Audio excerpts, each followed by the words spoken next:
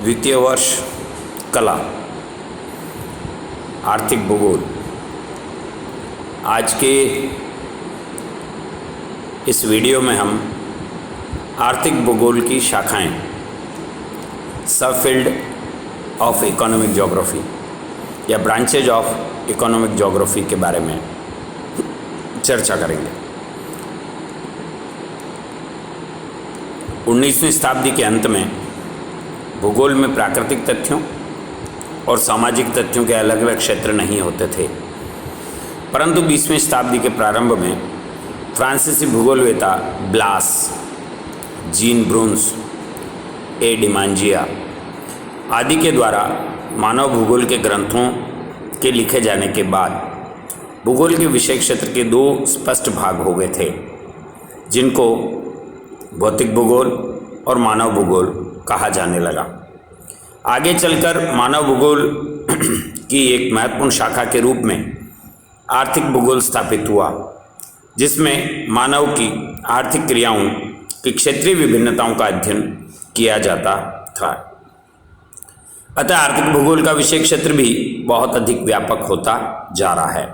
इसके कारण आर्थिक क्रियाओं की क्षेत्रीय विभिन्नताओं का अध्ययन किया जाता है। इस कारण आर्थिक भूगोल के विभिन्न पक्षों का विस्तृत और गहन अध्ययन करने के लिए कई और विशिष्ट नवीन शाखाएं विकसित हो गई। आर्थिक भूगोल की वर्तमान में मुख्य शाखाएं इस प्रकार है, जिनका अध्ययन विश्वविद्यालयों में, महाविद्यालयों में विशेषीकृत अध्ययन के रूप में किया जाता है। पहला है कृषि। एम.बी. बाबलोन ने 1957 में आर्थिक भूगोल की चर्चा करते हुए उसकी शाखाओं में कृषि भूगोल को प्रथम स्थान दिया है। इस शाखा के अंतर्गत कृषि की भौगोलिक दशाओं, कृषि प्रदेशों, कृषि उत्पादन एवं वितरण प्रतिरूप का अध्ययन किया जाता है। कृषि भूगोल में उन सभी क्षेत्रीय विशेषताओं का भी अध्ययन किया जाता है जो ग्राम्य और कृषि भूदृश्यों को जन्म देती है। मानव की प्राथमिक आवश्यकताओं में कृषि है, परंतु वर्तमान में कृषि का स्वरूप अत्यधिक बदल चुका है। इन बदलते स्वरूपों का भी अध्ययन कृषि भूगोल में किया जाता है। दूसरा है औद्योगिक भूगोल, द इंडस्ट्रियल ज्योग्राफी। औद्योगिक भूगोल में औद्योगिक कच्चे माल की प्राप्ति के स्रोतों, उत्पादन समस्याओं, उत्पादित वस्तुओं के व्यापार, उद्योगों के वितरण एवं समस्याओं का अध्ययन किया जाता है। इसके अतिरिक्त किसी क्षेत्र के विशेष के औद्योगिक संसाधनों के अभिष्ट उपयोग, औद्योगिक माल के उत्पादन लागत, नवीन तकनीक विकास का उद्योगों और उनकी स्थिति पर पड़ने वाला प्रभाव इत्यादि बातों का अध्ययन, इन तथ्यों का अध्ययन औद्योगिक भूगोल की मुख्य विषय वस्तु है। वाणिज्यिक भूगोल तीसरे नंबर पर आता है द कॉमर्शियल ज्योग्राफी। वाणिज्यिक भूगोल मानव द्वारा संपादित विनिमय यानी एक्सचेंज, आदान प्रदान की क्रियाओं का अध्ययन है। इसके अंतर्गत व्यापारिक केंद्रों, उनके विकास के अध्ययन, विनिमय क्रियाओं पर भौगोलिक वातावरण के प्रभावों का अध्ययन भी वाणिज्यिक भूगोल में किया जाता है। अतः वाणिज्यिक भूगोल आर्थिक भूगोल की एक महत्वपूर्ण शाखा बन गया है। अगला है विपणन भूगोल, द मार्केटिंग ज्योग्राफी। संपादित विनिमय की शाखा का संबंध बाजार से है। शाखा में विक्रेताओं और क्रेताओं के मध्य क्षेत्रों का अध्ययन किया जाता है। बिक्री संस्थानों की स्थिति, मार्केट प्लेस, उनकी बिक्री सुविधाओं, बाजार क्षेत्र इत्यादि भी इसके विपणन क्षेत्र में सम्मिलित है। विपणित भूगोल अभी अपने विकास की प्रारंभिक अवस्था में गुजर रहा है। प्रायोगिक तौर पर मार्केटिंग दुनिया में सबसे बड़ा विषय है।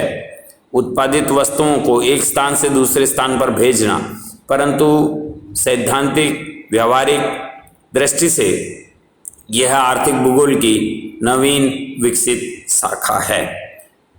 अगला है संसाधन भूगोल, द रिसोर्स ज्योग्राफी। संसाधनों के विनिर्माण, उनके उपयोग ने संसाधन भूगोल को जन्म दिया है।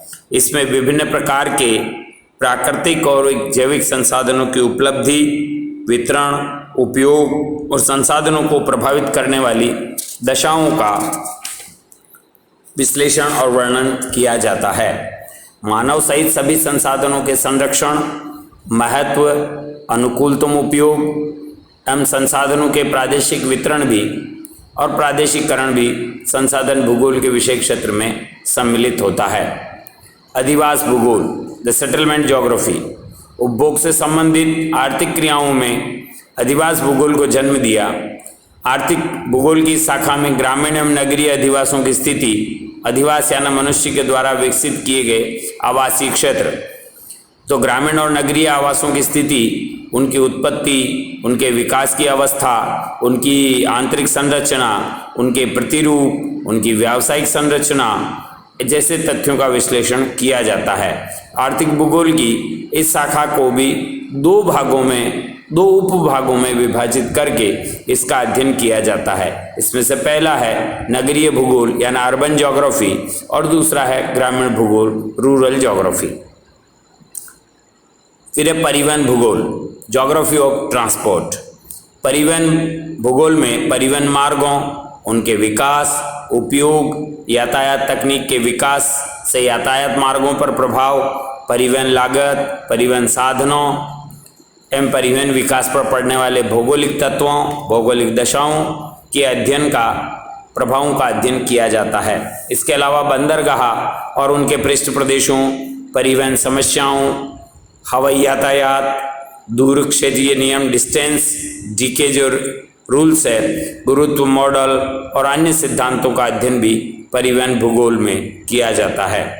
अन्य शाखाओं में आर्थिक भूगोल की उपयुक्त शाखाओं के अतिरिक्त विषय क्षेत्र में विस्तार के साथ साथ इसकी अन्य नवीन शाखाओं का विकास हो रहा है, जिनमें पहला है टूरिज्म एंड रिक्रिएशन ज्योग्राफी, पर्यटन एवं मनोरंजन का भूगोल। संपूर्ण विश्व में एक प्रकार की बड़ी आर्थिक क्रिया है प्रदूषण रहित उद्योग जिसको कहा जाता है। भारत में और राजस्थान में भी टूरिज्म का, पर्यटन का अपना एक महत्व है। राजस्थान विश्वविद्यालय या अन्य विश्वविद्यालयों में भी पर्यटन भूगोल के नाम से अध्ययन किया जाने लगा है। एक प्रश्न पत्र स्नातकोत्तर कक्षाओं में पर्यटन भूगोल के नाम से प्रचलित है। दूसरा है इनकम ज्योग्राफी, आय भूगोल। मनुष्य की आय, व्यय, वितरण, विनिमय, उपभोग के संबंधित विभिन्न शाखाओं का भी हमने जिक्र किया है। तो आय भूगोल, मानव की आय आर्थिक क्रियाओं में सबसे महत्वपूर्ण है, तो उसके ऊपर भी भूगोल की एक नवीन शाखा। फिर है उपभोग, कंजप्शन ज्योग्राफी। मनुष्य का संतुष्टि, जितना काम किया जाता है वो उपभोग के लिए होता है, तो उपभोग की दृष्टि से भी एक नवीन ब्रांच, नवीन शाखा विकसित हुई जिसको हम कंजम्पशन ज्योग्राफी कहते हैं। फिर है तृतीय क्रियाओं से संबंधित भूगोल, the geography of tertiary activities. मानव की प्राथमिक क्रियाएं हमको ध्यान में है, द्वितीय क्रियाओं में विनिर्माण उद्योग आता है और तृतीय क्रियाएं जो आर्थिकता से संबंधित है उन सब से संबंधित एक नवीन जो है शाखा विकसित हो रही है। इस विवेचन से स्पष्ट है कि आर्थिक भूगोल का विषय क्षेत्र मानव जीवन के विभिन्न पक्षों से घनिष्ठ रूप से संबंधित है एवं बहुत अधिक व्यापक और समुन्नत भी होता जा रहा है। ये सभी शाखाएं स्वतंत्र होते हुए भी घनिष्ठ रूप से परस्पर अंतर संबंधित है और विभिन्न विषयों के साथ इसके संबंध में सर्वाधिक रूप से इसका जो घनिष्ठ संबंध है वो है अर्थशास्त्र के साथ। तो इसको जहाँ पर विभिन्न शाखाएं हैं उसके साथ भी हमें ये समझना पड़ेगा कि सामाजिक विज्ञानों में इसका सबसे अधिक घनिष्ठ संबंध आर्थिक भूगोल और अर्थशास्त्र दोनों में एक विशेष अंतर है।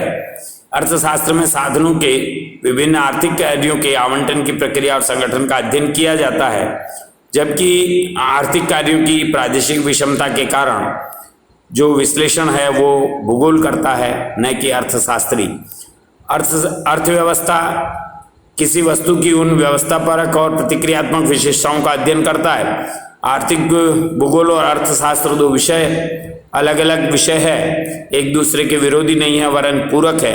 दोनों में मनुष्य की आर्थिक क्रियाओं का अध्ययन किया जाता है, परंतु जहां अर्थशास्त्र में केवल और केवल आर्थिक क्रियाएं सम्मिलित होंगी, भूगोल या भौगोलिक तत्वों का कहीं भी समावेश नहीं होगा, वहीं पर आर्थिक भूगोल में आर्थिक क्रियाओं के पृष्ठभूमि में भौगोलिक तत्वों और भौगोलिक कार्यों, भौगोलिक तत्वों को विश्लेषित और अध्ययन किया जाता है। तो ये अर्थशास्त्र के साथ घनिष्ठ संबंध होते हुए भी हमें स्पष्ट होना चाहिए कि आर्थिक भूगोल और अर्थशास्त्र दोनों अलग अलग विषय है। अगले अध्याय में, अगले बिंदु में हम आर्थिक भूगोल की आधारभूत संकल्पनाएं, the basic concept of economic geography पर चर्चा करेंगे। आज इतना ही, धन्यवाद।